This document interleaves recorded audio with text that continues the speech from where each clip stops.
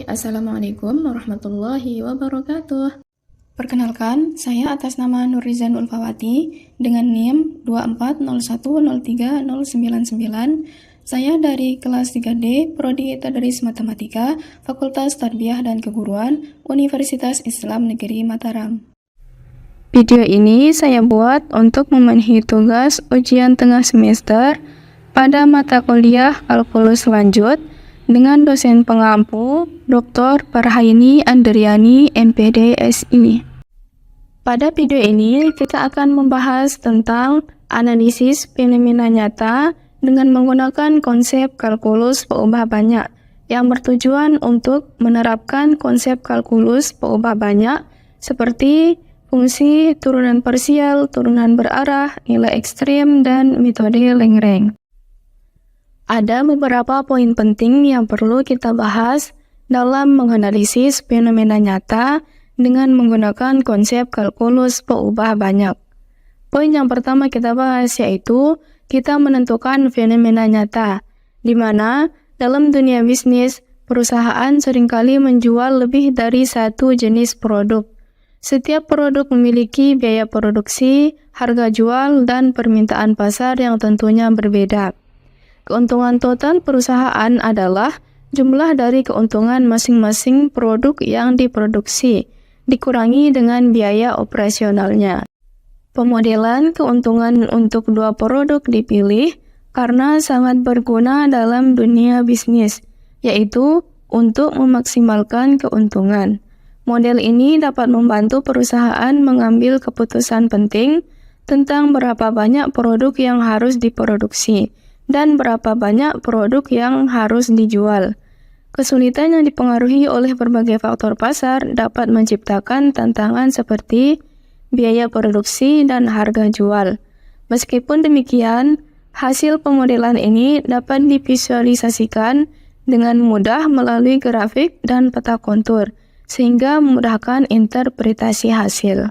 Untuk poin kedua, kita menentukan model matematika atau model fungsi dari f untuk x dan y sama dengan 10 dikurangi 2x kuadrat kurang 3y kuadrat plus x dikali y dikurangi 1/4x pangkat 3 plus 1/5y pangkat 3 plus 1/10x kuadrat dikali y. Pada poin ketiga, kita membahas tentang grafik 3 dimensi dan peta kontur. Untuk membentuk grafik 3 dimensi dan peta kontur, kita menggunakan web contour plot and surface GeoGebra. Selanjutnya, kita masukkan persamaan fungsi yang ada pada poin kedua tadi dengan memasukkannya ke dua titik yang berbeda. Pertama, kita masukkan ke titik yang paling atas, kemudian setelah itu kita masukkan persamaan fungsinya ke titik yang berwarna merah. Setelah kita masukkan persamaannya ke kedua titik tersebut, setelah itu kita enter, bentuk peta konturnya seperti ini dan grafik 3 dimensinya seperti ini. Pada permukaan grafik 3 dimensi mewakili fungsi keuntungan sebagai fungsi dari jumlah produksi produk pertama dan produk kedua. Ketinggian permukaan pada setiap titik X dan Y menunjukkan tingkat keuntungan yang dihasilkan oleh kombinasi produksi tersebut. Potongan vertikal menunjukkan bagaimana keuntungan berubah ketika salah satu produk yang diproduksi pada tingkat konstan, sementara produksi produk lainnya bervariasi. Misalnya nih, jika potongan vertikal lebih curam untuk produk pertama, maka ini menunjukkan keuntungan lebih sensitif terhadap produksi produk pertama. Untuk peta konturnya yaitu setiap garis kontur mewakili tingkat keuntungan yang sama. Semakin dekat garis kontur satu dengan garis kontur yang lain, maka semakin curam perubahan keuntungannya.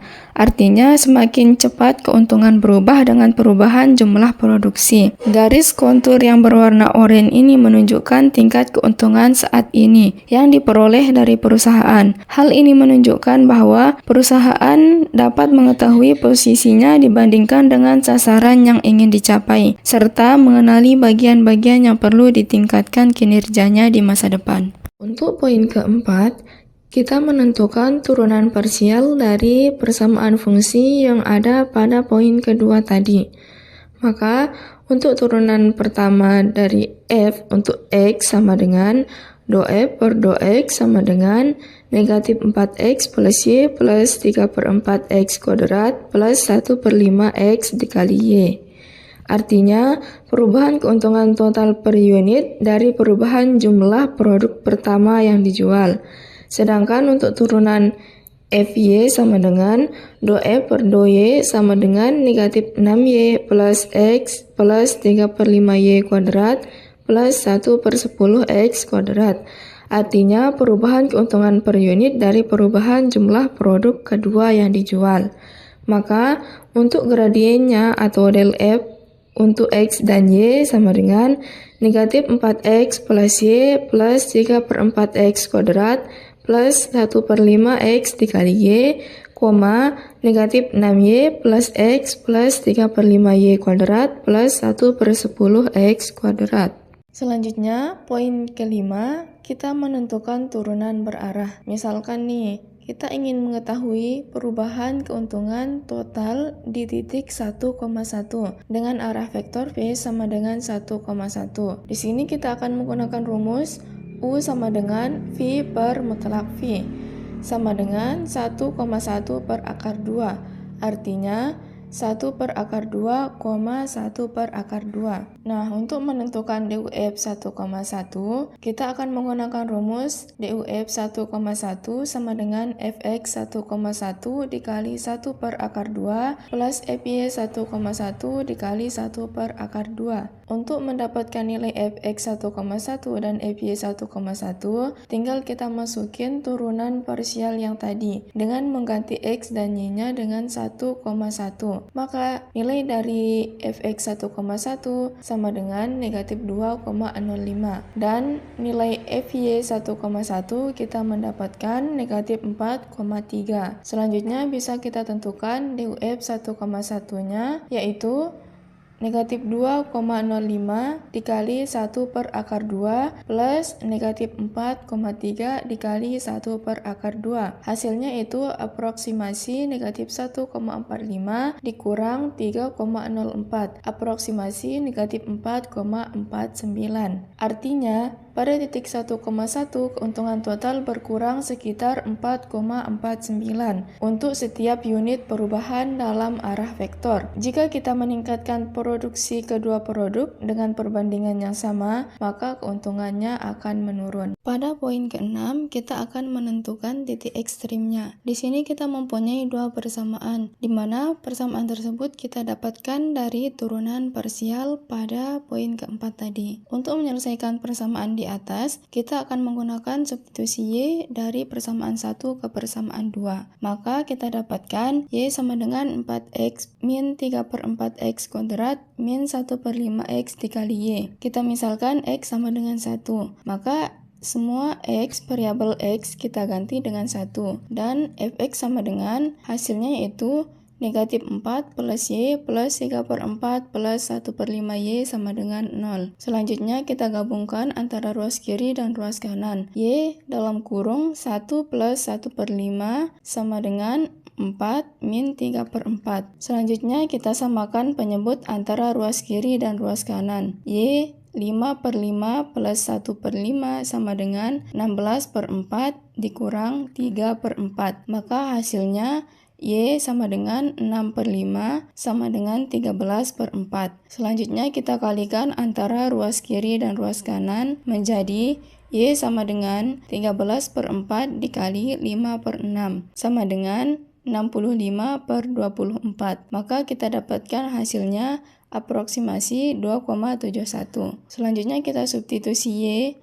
aproksimasi 2,71 ke persamaan 2 menjadi negatif 6 dikali 2,71 plus 1 plus 3/5 dikali 2,71 kuadrat plus 1/10 dikali 1 kuadrat sama dengan 0. Langkah selanjutnya, kita menggunakan rumus Hessian untuk menentukan titik ekstrimnya. Namun sebelum itu, kita harus tentukan turunan parsial kedua agar kita bisa substitusi X sama dengan 1 ke Y aproksimasi 2,71. Di sini langsung saja kita substitusi X sama dengan 1 ke Y aproksimasi 2,71 untuk turunan parsial kedua. Maka kita mendapatkan fxx sama dengan negatif 4 plus 3/2 dikali 1 plus 1/5 dikali 2,71 sama dengan negatif 4 plus 2,042 sama dengan negatif 1,958. Untuk FYY sama dengan negatif 6 plus 6/5 dikali 2,71. Hasil akhirnya yaitu negatif 2,774. Dan untuk FXY sama dengan 1 plus 1/5 dikali 1 sama dengan 1,2. Maka untuk rumus Hessiannya yaitu H sama dengan fxx dikali FYY dikurang fxy pangkat 2. Selanjutnya kita masukkan nilai dari fxx, nilai dari fyy, dan nilai dari fxy. Maka di sini kita mendapatkan hasil 5,433812 dikurang 1,44. Hasil akhirnya sama dengan 3,993812. Karena di sini hanya lebih besar dari 0 dan fxx lebih kecil dari 0, maka titik tersebut adalah maksimum lokal.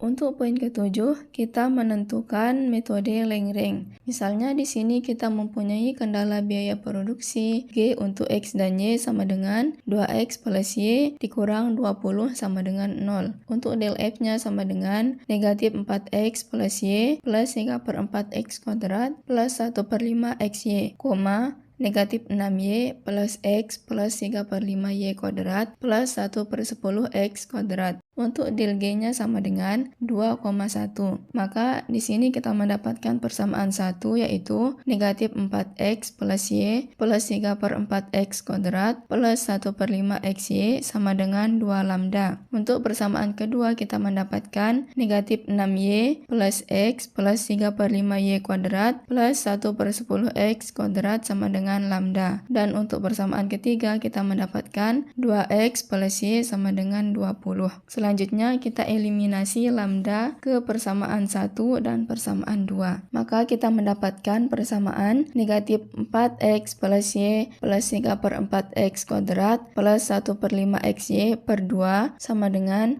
negatif 6Y plus X plus 3/5Y kuadrat plus 1/10 X kuadrat sama dengan negatif 4X plus Y plus 3/4X kuadrat plus 1/5 XY per 2 sama dengan negatif 6Y plus X plus 3/5Y kuadrat plus 1/10 X kuadrat. Selanjutnya kita kalikan persamaan antara ruas kiri dan ruas kanan untuk menghilangkan pecahan dengan mengalikannya sama-sama 10. Ruas kiri kita kalikan dengan 10, ruas kanan juga kita kalikan dengan 10. Maka setelah disederhanakan kita mendapatkan hasil 5 dikali negatif 4X plus Y plus 3/4X kuadrat plus 1/5 XY. Untuk ruas kanannya kita mendapatkan 10 dikali negatif 6Y plus X plus 3/5Y kuadrat plus 1/10 X kuadrat. Setelah itu kita gabungkan antara ruas kiri dan ruas kanan menjadi negatif 20X dikurang 10X plus 5Y plus 60Y plus 15/2X kuadrat dikurang X kuadrat dikurang 6Y kuadrat dikurang 2XY sama dengan 0. Nah, dari kendala G untuk X dan Y tadi, kita mendapatkan Y dalam bentuk X yaitu Y sama dengan 20 min 2X. Selanjutnya kita substitusi Y sama dengan 20 min 2X ke persamaan negatif 30X plus 65 dikali 20 dikurang 2X plus 15/2 dikurang 1X kuadrat min 6 dikali 20 min 2X kuadrat dikurang 2X dikali 20 min 2X sama dengan 0. Maka di sini kita dapatkan negatif 30X plus 1300 min 130X plus 15/2 dikurang 1X kuadrat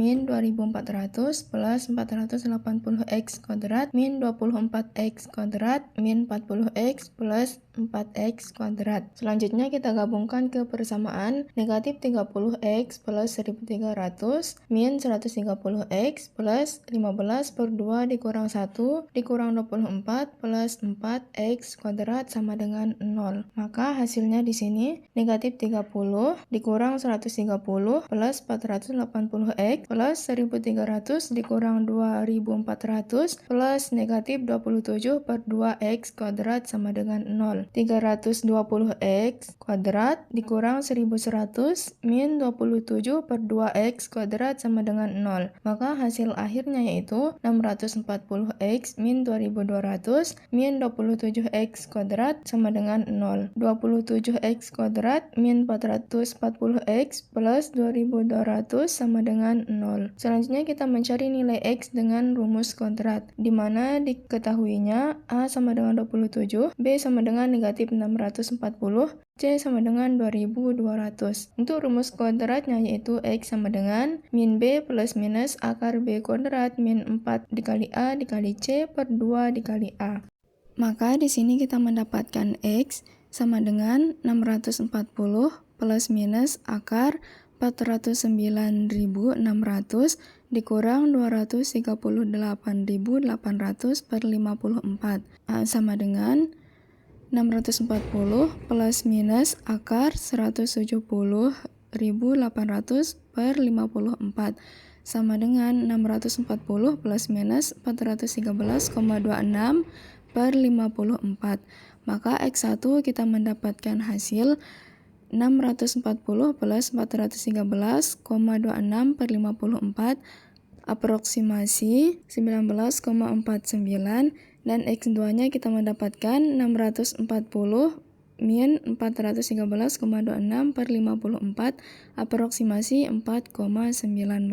Untuk mencari nilai Y kita menggunakan nilai X2 sama dengan 20 min 2 dikali 4,19 aproksimasi 11,62. Selanjutnya kita substitusi X dan Y ke salah satu persamaan untuk mendapatkan nilai lambda.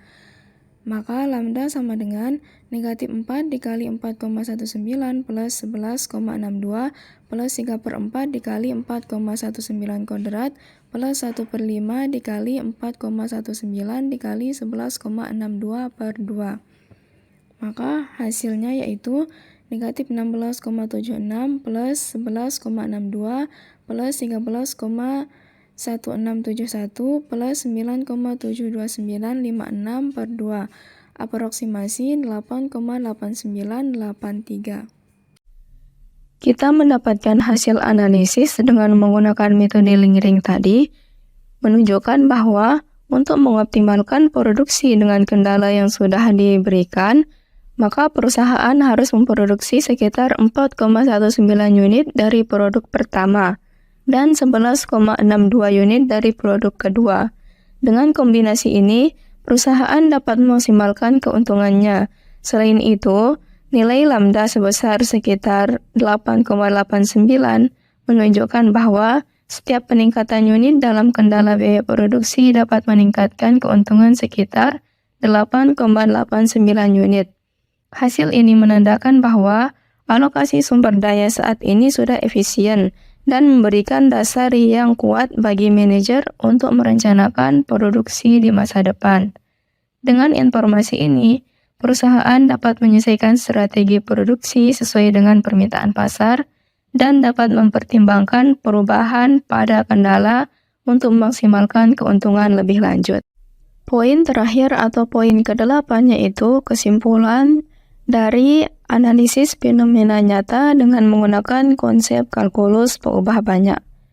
Di sini kita mendapatkan nilai X aproksimasi 19,49 dan X2 aproksimasi 4,19 diperoleh dari penyelesaian persamaan kuadrat dengan X aproksimasi 4,19 yang didapatkan dari Y aproksimasi 11,62 dari persamaan kendala Y sama dengan 20 min 2X, maka titik ekstrim yang diperoleh adalah sekitar 4,19, dan 11,62. Untuk nilai lambda kita mendapatkan aproksimasi 8,8983 yang kita peroleh dengan mensubstitusikan nilai X dan Y ke persamaan Lagrange tadi. Nilai ini menunjukkan bahwa setiap peningkatan 1 unit dalam kendala biaya produksi dapat meningkatkan keuntungan sekitar 8,8983 unit. Arah perubahan tercepat dan maknanya dalam konteks fenomena tadi yaitu hasil analisis dengan menggunakan metode Lagrange menunjukkan bahwa untuk mengoptimalkan produksi dengan kendala biaya G untuk X dan Y sama dengan 2X plus Y sama dengan 20, perusahaan harus memproduksi sekitar 4,19 unit dari produk pertama dan 11,62 unit dari produk kedua. Dengan kombinasi ini, perusahaan dapat memaksimalkan keuntungannya. Nah, dari nilai Lagrange tadi menunjukkan bahwa setiap peningkatan unit dalam kendala biaya produksi dapat meningkatkan keuntungan sekitar 8,8983 unit. Hasil ini menandakan bahwa alokasi sumber daya saat ini adalah sudah efisien dan dapat memberikan dasar yang kuat bagi manajer untuk merencanakan produksi di masa depan. Dengan informasi ini, perusahaan dapat menyesuaikan strateginya dalam produksi sesuai dengan permintaan pasar dan dapat mempertimbangkan perubahan pada kendala untuk memaksimalkan keuntungan yang lebih lanjut. Itulah video pembelajaran singkat tentang analisis fenomena nyata menggunakan konsep kalkulus pengubah banyak. Semoga ini bermanfaat untuk teman-teman semua di luar sana. Dan terima kasih sudah menonton video singkat ini. Sekian, wassalamualaikum warahmatullahi wabarakatuh. Sekian.